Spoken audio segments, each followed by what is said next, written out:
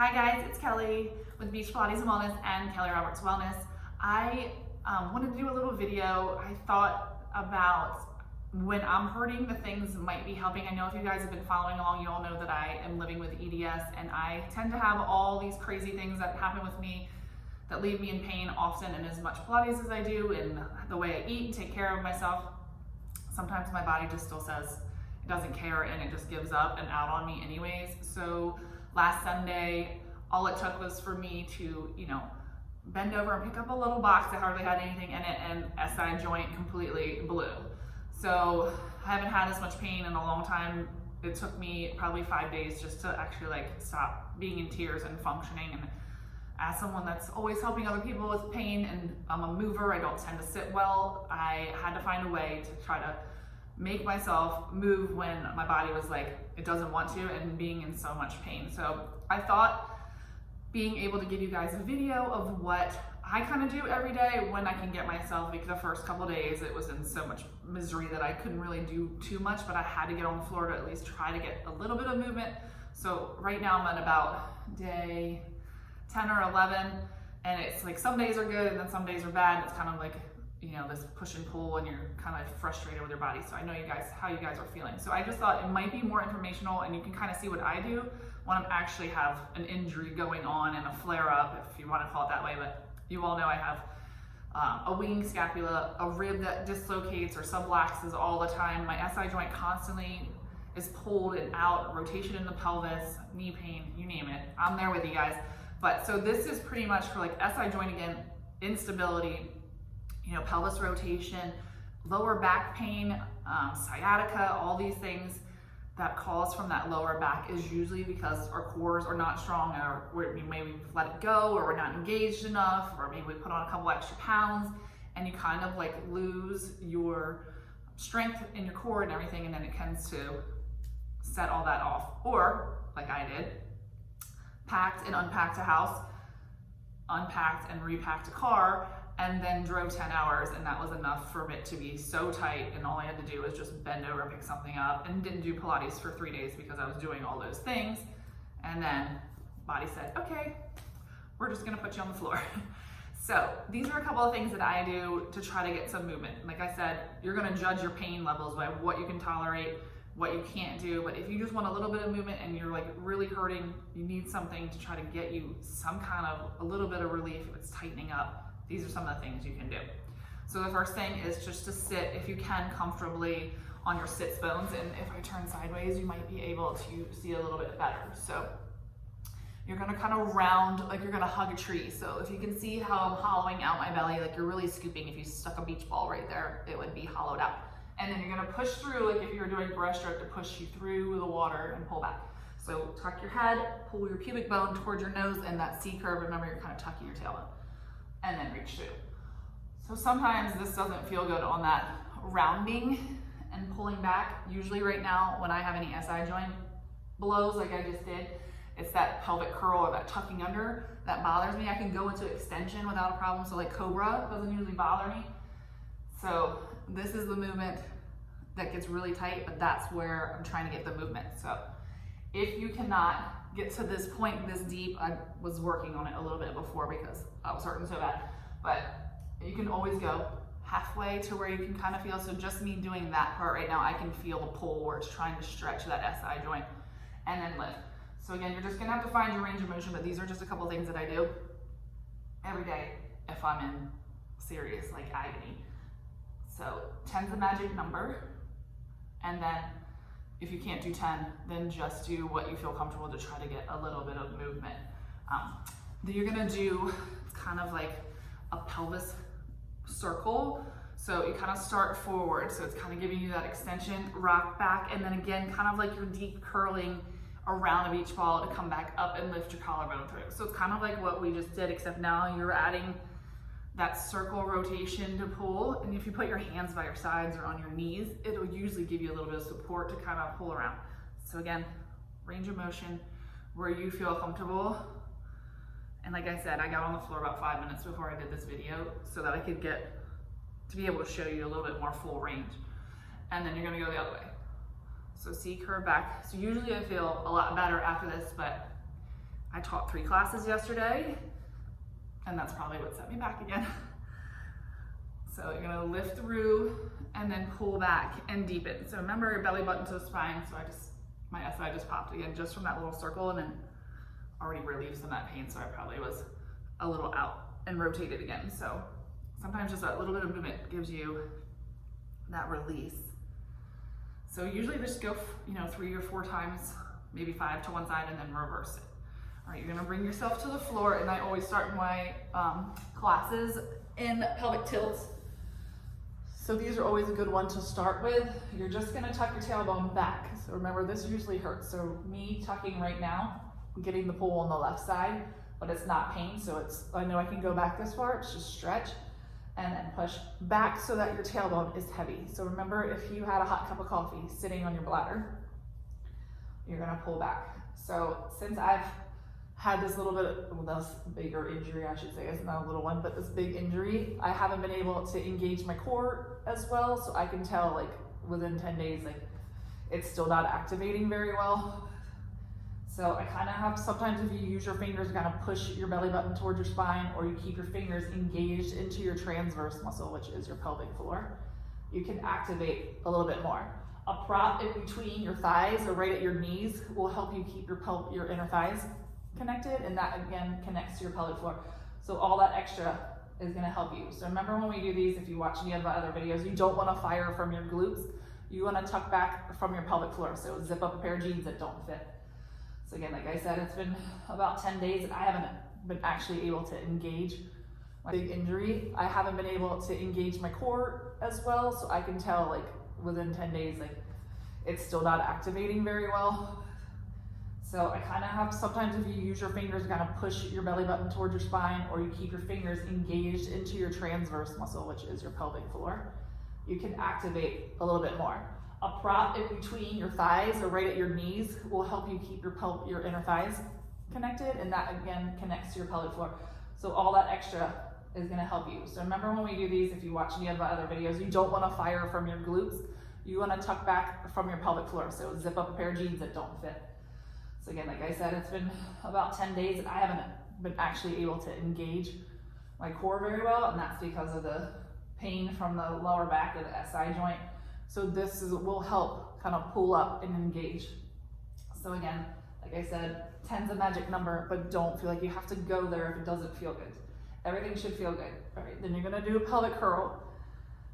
This is probably up as high as I can get today, and then you're gonna re-articulate back down. 1 vertebrae at a time, tailbone goes back to the floor to make it heavy towards the mat. So you come back to that neutral pelvis and push through. So as you start to move, sometimes you can get up a little, another inch or a couple centimeters. If you can't even get to that point and you just can do a little bit of lift, put my hand out of the way, you can see, and back down, and kind of just try to get through that little bit of 1 vertebrae each time coming up until you feel like you have that movement. And I'm just gonna take it all the way up as high as I can. And then again, that re-articulation, and you want this to be wide and down your back. All right, you pull your right leg in towards your shoulder or your chest, and then if you're comfortable to take your leg out, you can take it out. Now, if I tried to do this last Monday, a day after I did my injury, there would be no extension of my leg. So you can always keep it here. And I couldn't even pull my knee to this point because it caused so much pain. So in a week of doing these exercises, I've gotten myself to range of motion to here, and I'm still not feeling too hot today. So if you can, just hold it and get a stretch off your hip flexor, and then you're just gonna take your leg up towards the ceiling and get that hamstring stretch. So again, if you're good to take it out, if not, start here, and you can always work your way out until you get your legs straight. Okay. You're gonna drop your right foot and you're just gonna push out, and then if you can, lift up in line with the hip, bend at the hip, and then reach it out.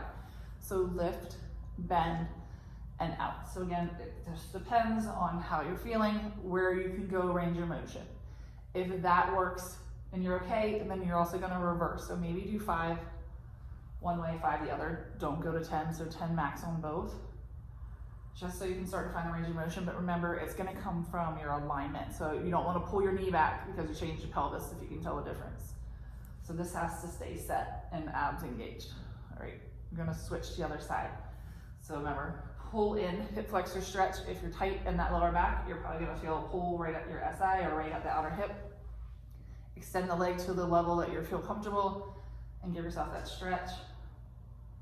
And then set your pelvis. So I should be able to keep my right leg out to show you guys. As you reach out, lift up, bend to 90, drop it out and reach. Lift up, use your core, 90 degrees. If I do it wrong and I take it up and I bend in and reach, then my hip flexor has done all the work and my abs have turned off. So find your alignment. You know, you could record yourself or look in a mirror. It helps. Reverse it to find where you need to stop and reach and take it out. So again, you're reaching from your core. It's easy to kind of let your pelvis roll through it and like you're belly dancing. So you gotta really find that control and go super slow. Try not to think of it like you're in class, just do it for yourself. Okay, so again, 5 one way, 5 the other. Then you're gonna try to do, I call them like hip opening circles. So you push your heel away, like you're kind of pushing sand away from you if you're on the beach, and then open up at the hip and pull back and use your inner thigh. So again, your pelvis stays still to find that control. Reach it out, pull around and back. Open up, reach out, and reverse it, drag it back in. So the pelvis has to stay still. Use your hands for tactile cueing. Find where you have the control. So when I drop my right hip out right now, the left side kind of pulls. I just know my range of motion and what I can do, what I can't do. So just be aware of your body when it's talking to you, listen to it. It obviously is trying to tell us something. When we don't listen, it will tell us. All right, so the reverse is to push out. And again, you can keep your knee bent. I just figured it might be easier to see. Out, open without letting that right hip come up. Drag in with your inner thigh. And then reverse. So I know, because I've been to the chiropractor 3 times and she keeps telling me that my right hip is still way higher than my left. It's just that rotation that is called the pelvis to rotate, to get that SI joint to keep pulling so tight that and it just won't go back in and release. So these things are amazing to be able to get those exercises to open up at the hip and the lower back. Let's get that sacrum to kind of get some stretch.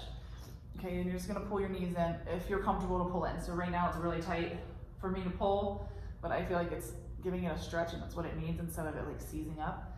If you pull, lift your head and pull in a little bit deeper, you actually get a deeper stretch. So again, Monday and Tuesday, I couldn't pick my head up, but I couldn't pull my knees. See there, they were like here and I was trying to hold, try to get some stretch.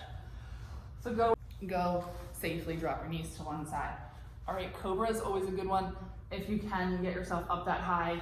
I don't have any problem right now with extension, so I can probably get up a little bit high, but you just want to make sure you tuck your tailbone under. I'm going to stay in Sphinx to start. So elbows are in tight to the body and just lifting to here and then back down.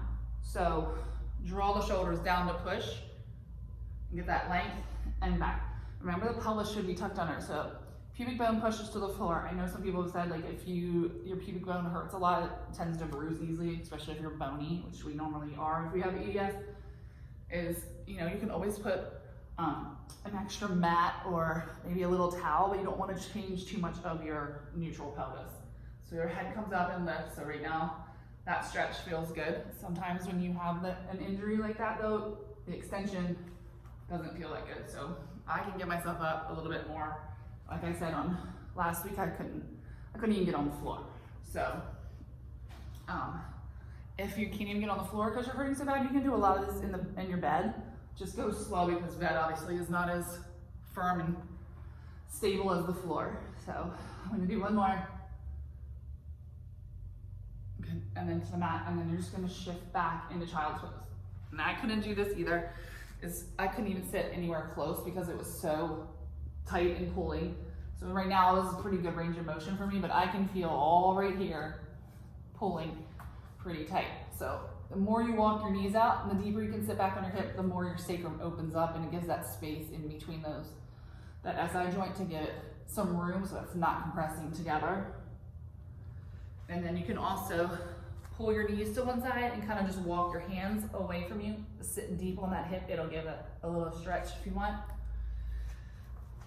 And then make sure you just always go to the other side and sit back on it. cat and cow is always a good one, and you just don't want to go into hyperextension of your pelvis.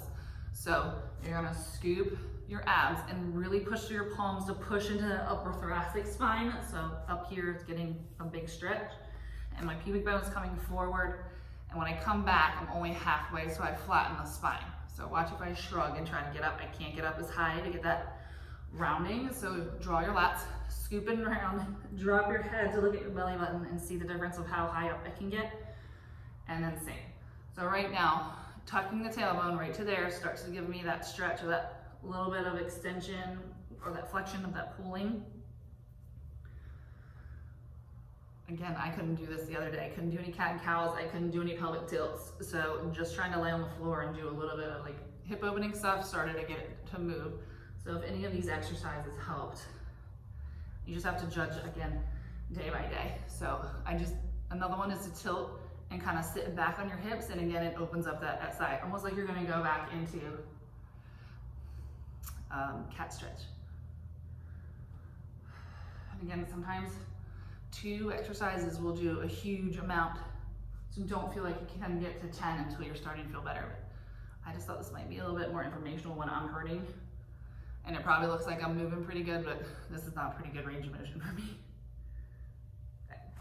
So those are about like 10 or 11 exercises. So you have to pull my leg in with my hand. So those are a couple exercises that maybe might help you try to just find that a little bit of movement when you're hurting. So I thought maybe informational Pilates exercises when the actual instructor is hurting, so you guys can see like how you can do some movements that when I'm not feeling that great, what is helping me after a week and a half of having like a serious injury of not even being able to bend over. My kids were actually putting my shoes on. That's how bad mine was hurting. So if this helps, leave me a comment, subscribe to my YouTube channel. If you want to reach out and you have questions, feel free to email me.